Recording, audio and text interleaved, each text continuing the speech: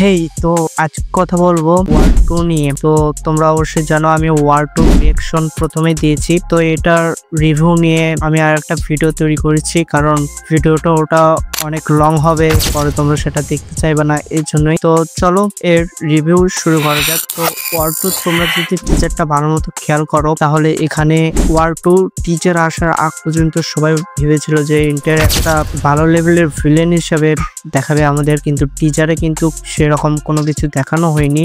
উল্টে এটার বিপরীতটা দেখানো হয়েছে যে মানে ঋত্বিক রোশনই এই সিনেমার মেইন ভিলেন হবে। দেখো, এটা বলার বিশাল বড় একটা কারণ আছে, আর এটা শুধু আমি বলছি না, এটা প্রায় সব কন্টেন্ট ক্রিয়েটররাই বলছে। এনটিআর জুনিয়র যে সাউথের সবচেয়ে বড় অ্যাক্টর, ত্রিপুরারের পর থেকেই তার ফ্যান বেস বিশাল পরিমাণ বেড়ে গেছে। তো সে ওই ফ্যান বেস নিয়ে যদি বলিউডে আসে, তাহলে সে কি শুধু একটা মুভির মেইন ভিলেন হিসেবে?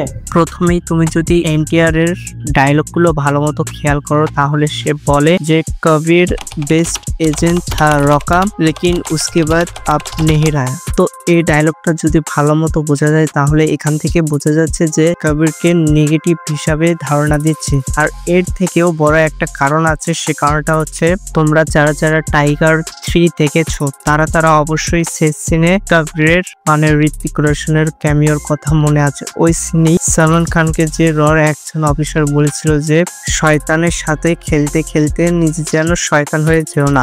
এরপরে কিন্তু ঋত্বিক রোশনকে দেখানো হয়েছে সে ঘটনা দিয়ে নির্মম ভাবে কয়েকজন মানুষকে মেরে ফেলছে, প্লাস হাঁটছে। দেখো, এখান থেকেই কিন্তু আরো একটা ইঙ্গিত আগে থেকে দিয়ে রেখেছিল যে ওয়ার 2 তে কিন্তু ঋত্বিক রোশন কোনো হিরোর রোলে থাকবে না, আসল ভিলেন ক্যারেক্টারই থাকবে। আর তার থেকেও বড় একটা বিষয়, দেখো ইন্টারভিউ এটা ফার্স্ট বলিউড ফিল্ম, তো সে শুধু কি মেইন ভিলেন হিসেবে একটা সিনেমাকে বেছে নেবে আর সে বলিউডে আসবে আর মারা যাবে? এটা কি কোনো কথা হইলো? এভাবে কিন্তু কোনো নায়ক কোনোদিন কোনো সিনেমায়, বিশেষ করে বড় ফ্যান বেসে যে নায়কগুলো আছে, সেই নায়কগুলা কোনো রকম এসব মুভিতে কাজ করবে না। তো এইসব দিক যদি তোমরা বিবেচনা করে দেখো, তাহলে কিন্তু এখানে তোমরা অবশ্যই বুঝতে পারবে যে ইন্ডিয়ার আসল ভিলেন না, এখানে আসল ভিলেন হিসেবে অভিনয় করবে ঋত্বিক রোশন। আর এটা যদি না হয়, তাহলে তোমরা এটাও দেখতে পারবে যে প্রথমে তাদের ভেতর কোনো একটা বিষয় ঝামেলা হয়েছিল, বা ঋত্বিক রোশন এনটিআর জুনিয়রকে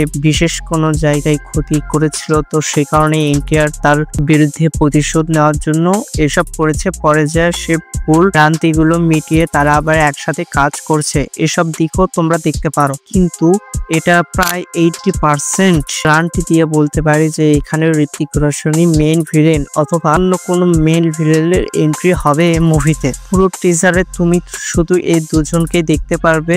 এক নাম্বার হচ্ছে এনটিআর এর ডায়লগ, 2 নাম্বার ঋত্বিক রোশন আর এনটিআর এর ফেস। দেখো, এই দুইজন নায়ক যেহেতু বড় ফ্যান বেজের, সেহেতু এই দুইজনকে দেখে টিজারের প্লাস মুভির হাইপটা ক্রিয়েট করতে চেয়েছে আমার মতে মুভির ডিরেক্টর। তো অত টেনশন নেওয়ার কোনো প্রয়োজন নেই। দেখো, এরপর বিভিন্ন গান আসবে, আবার মুভির ট্রেলার আসবে।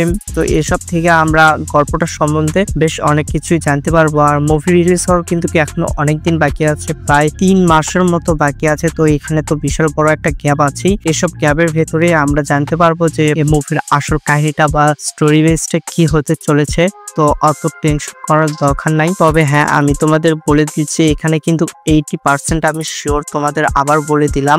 তো যদি আরো আপডেট পাই, তাহলে অবশ্যই তোমাদের সাথে আমি শেয়ার করব। তো আজকের ভিডিওটা এই পর্যন্তই। যদি তোমাদের ভালো লেগে থাকে, অবশ্যই ভিডিওটিকে লাইক করে দিবে। আর হ্যাঁ, আর আমাদের চ্যানেলকে অবশ্যই কিন্তু সাবস্ক্রাইব করে যাবে, কারণ এটা আমাদের নতুন চ্যানেল। আমাদের ভিডিওটা আজ এ পর্যন্তই।